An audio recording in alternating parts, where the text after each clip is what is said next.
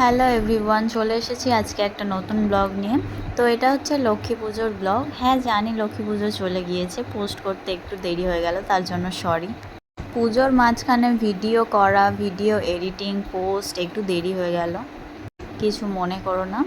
তো আজকে লক্ষ্মী পুজোর ব্লগে তোমরা দেখতে থাকো আমরা কতটা আনন্দ করেছি ওই দিন। আর একে তো দেখতেই পাচ্ছেন কতটা উৎপাত করে, সারাক্ষণ জল নিয়ে ব্যস্ত। আর এদিকে সবাই একটু হাই হ্যালো করে দিল। তারপর এখানে সবাই যাচ্ছে আখ ঠাকুর আনতে। আপনারা হয়তো অনেকেই শুনে থাকবেন এই নামটা। এদিকে পরপর সবাই চলে যাচ্ছে, আর আমি তো ভিডিও করতে ব্যস্ত যেহেতু আমি ক্যামেরাম্যান। আর ইনি মেয়েদের থেকেও কিছু কম যায় না, ছেলে হয়েও শাঁখ বাজাচ্ছে। তারপর যাদের বাড়িতে আখ ঠাকুরটা করতে দেওয়া হয়েছিল সেখানে আমরা সবাই চলে এসেছি।